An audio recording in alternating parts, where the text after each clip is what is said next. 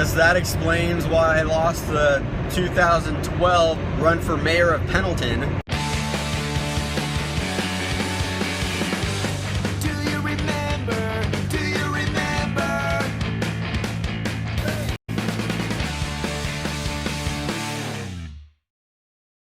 Wait, I want an English bulldog leg.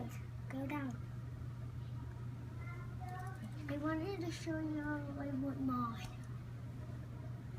Which one do you want, Luke? Pick one. See? I want to do one all like a few white spots. A few white spots? Yeah, and one like this. And a face like this. Uh-huh. I want to do it like that, like on the body. How about that one? Mom doesn't want one too muscular, I'll show you. She doesn't want one like that. That's way too muscular. No, that's not the problem. That's got a cute face. There's some of them that don't have cute faces. Like the around it, it's got. What about that one? This one doesn't have a cute face. Yeah. That one's got a cute face. Look at that one. Is that cute? Yep. Down low. He's got a cute face. Look at that guy. William! He's got a straight. Mason! What are you doing? Dad, look what happened to the bad guys. What the? He's tagging the marshmallow. Why did you put him in the marshmallow? Because he's supposed to be a bad guy. Well, honey, it's because he's a bad guy. He's a bad guy, that's why he's in the marshmallow. You just gotta So, shower. are these good guys because they're not in the marshmallow? And this one, this guy is just kind of a bad guy. He's just like a medium bad guy. That's why he's got a little bit of marshmallow on him. Is that how it works, Mason? Yeah? Yeah, and he has a giant marshmallow on him. Look. Yeah. It looks like it's chewed up. I like your thought process, Mason. I think you're gonna be a wonderful judge and uphold the law. You're gonna uphold the court of law. Look, this comes into Optimus, and this comes into Dave. Look, I thought you dumped them like that. And I know the remotes. I'm not Optimus. But what'd you say, Luke? You found the one you want? Okay, I'm coming. Which one do you want? That spots. Which one? Point to it. This Vivian, one. can you get off me, please? That one, but with a few white spots. Okay. What, Mason? What do you want, Mason? I want to play with you. Okay, let's play. This, have you seen Rescue Bots? This is Graham. And this is Cody. This is Optimus Prime. This is Chase. That's the Optimus Prime that pulls that chair. And that's Bumblebee. Mason, Yeah? so how long does the bad guy have to be in the marshmallow for? Is it like all night or like an hour? Like how does this work? It's like an hour. I can't do this. It is 11:30 at night. And I just got the kids to bed, and now I am about to get on the road and go do about a 12-hour drive back to Washington. So this is definitely kind of ironic because my family is here and I'm now leaving them to drive back to Washington where they just were. I got a call today from a client that I've worked with and have made a lot of money from, and he said he's throwing a party tomorrow and wanted me to come out and want to know if I could help him throw a party. So I'm gonna be driving 12 hours doing this event for as long as it is and then turning around and drive back. Not gonna lie, I'm kind of tired. I wish I could be laying in bed right now with the rest of the family going to bed. But I'm gonna hit the road and hopefully make a little bit of money out of it. This guy that I'm gonna be working for, he is definitely one of the coolest, flashiest guys that I know. You could probably say a little well off also. Most people, when they get a little bit of extra money, maybe they'll put a full-size basketball court in their backyard, maybe a tennis court. This guy has a full-size horse polo field in his backyard. Most of the time there's not a lot of people there. I think last time he hired me, I think he paid me like 700 bucks. He hired a mobile bartender. It was fully catered. I wouldn't be surprised if he spent maybe $2,500, $3,000 just on this small party for 30 people for a few hours. I could have told him no. I could have said, hey, I'm sorry, I'm out of town. But I'd hate to tell him no. I don't want him to find anybody else. So I'm gonna drive back. This is actually kind of a risky move because usually with clients I have a 3-hour minimum, so I know at least I'll make, you know, so much money. But with this guy, I haven't been doing that because it doesn't matter what we book, he always seems to go over anyways. So then we just got to the point where I would do the event and then I would bill him afterwards, which most people I don't do that with, but like I said, you know, I have a relationship with him and I know he's good for it. It's a little risky because I'm gonna spend about $300, $350 in gas just to get there and back. If this ends up being like a 2 or 3 hour event, you know, I could cut even or lose money.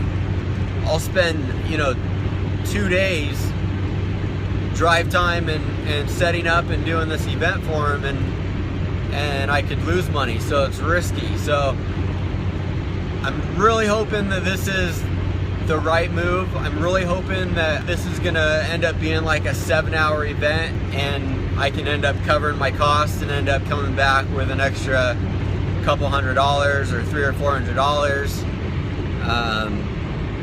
I really hope that's the case. I really hope this is the right move because I really can't afford to do this drive right now if it's not going to make me any money. So hopefully things will work out. Hopefully this will be a good event and hopefully I'll be able to make some money on it. I'm driving 12 hours tonight, gonna get there, set up, get this done, turn around and drive back. Hopefully have something to show for it when we're done. Coming into Jeremy, Idaho for the first stop of the trip. Grabbing some gas, 2 o'clock in the morning, 2:02 to be exact.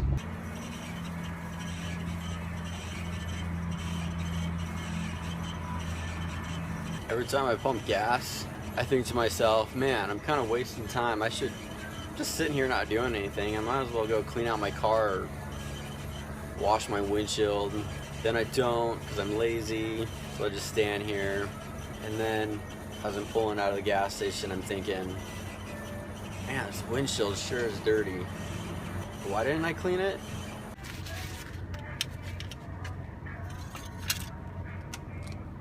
Checking the oil. Oh good, there's still some. Oh. Here you go, buddy, drink up.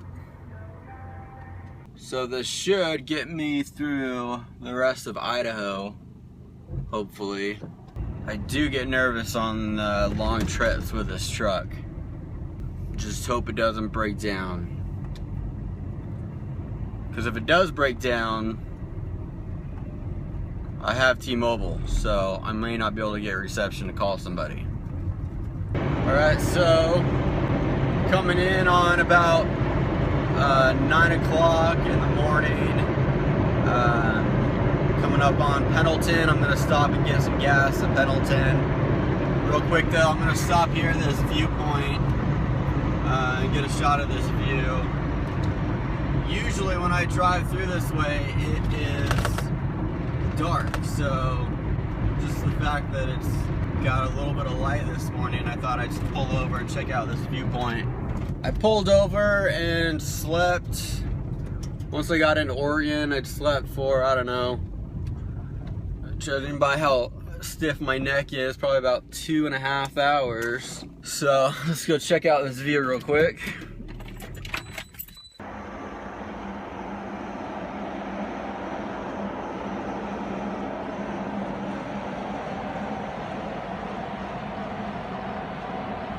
Okay, that's enough. Coming down out of the hills, this first little town we come into is called Pendleton. Oh crap. You gotta be kidding me. I've been saying Pendleton this whole time and it's pronounced Pendleton. All these years I've been saying Pendleton. I've been sounding like an idiot. I guess that explains why I lost the 2012 run for mayor of Pendleton. Pendleton.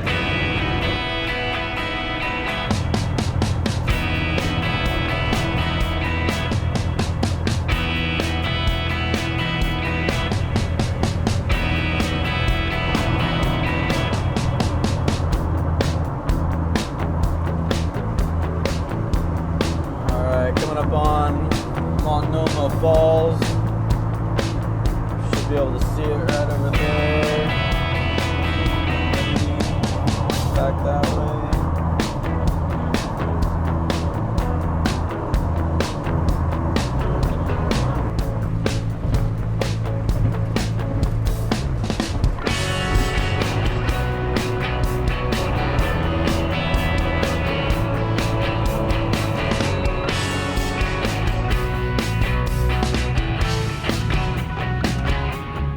Stopped by the house and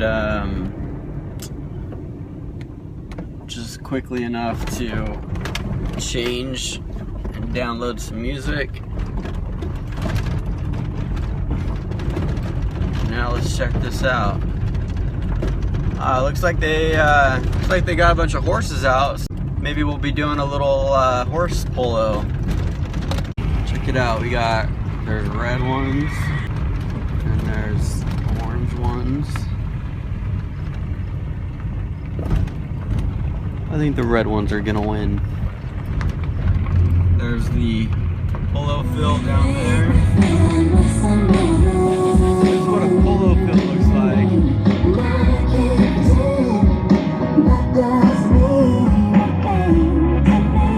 Way bigger than a soccer field or a football field.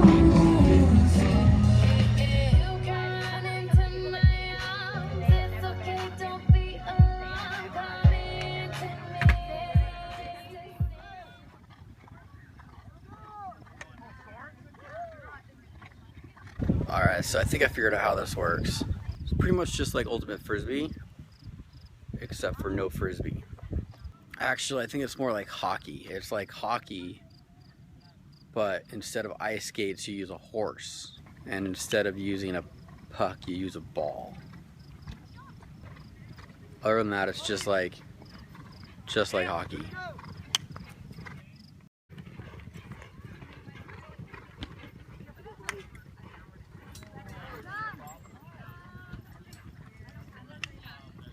You know what would be cool to watch is if they did horse polo on an ice skating rink. I would watch that. That would be like the most popular winter Olympic sport ever. Ice horse polo. Coming right now. Take it, baby, baby, take it, come on, boy, get it. That was a long day. Well, I'm just about back into Utah. Should be passing the border here any minute. I didn't really vlog on the trip back just because I was honestly just too tired. Just too tired and miserable to try to make a video. So I stopped for about 2 hours again on the way back just to rest for a bit. But I was just excited to get back and see the family, so I didn't want to stop for the night. I just wanted to keep going. It was a good trip though. I'm glad it worked out, and definitely I think it was worth it. I was a little nervous, like I said before. I didn't know what I was doing. This guy, like I said, I've done stuff for him before, and he just called me up and said, hey, I'm having a get together tomorrow, and can you be there? And that's all he said, and they just ended up really just having a polo game. I've never seen a polo game before, but it was kind of cool. he just wanted to play polo. He just wanted to have his friends over and play polo. But he didn't want it to be just like a scrimmage backyard game, you know. He wanted to have music blaring in the timeouts, you know, like at a football game. So in polo, or at least this is how they do it, there's like 7 rounds called churns, I think, and 6 rounds. Sorry, there's 6 rounds.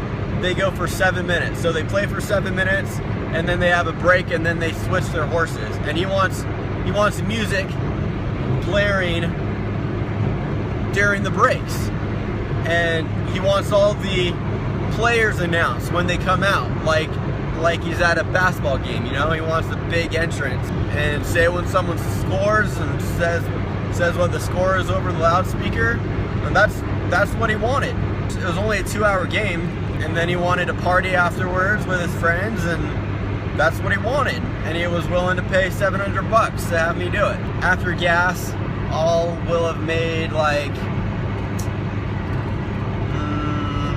$400, so that's not bad, I guess. It's 24 hours of driving, and then a little bit of sleep, and a little bit of like setup and takedown, and then the event. So it was like 36 hours. So basically that was like a 36-hour work day. You know, it was worth it in the sense that, you know, it's profitable, I made money, and I could really use the money right now. Driving up there, I was a little hesitant. I didn't know if this was a good idea, if I was just gonna waste my time and only make like, you know, my gas money. But it's like my dear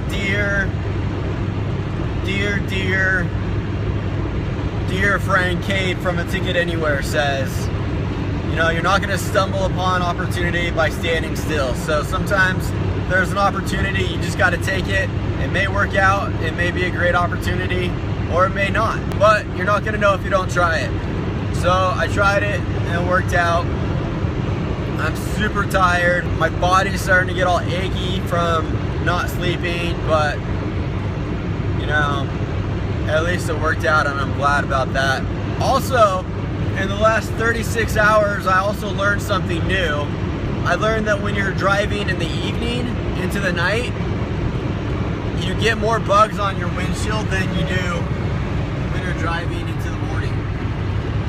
Man, look at this. There are way more bugs. A lot of the bugs have blood, so I'm guessing those were mosquitoes. I washed my windshield when I got to Washington, and there are way more bugs coming back than there were going up there.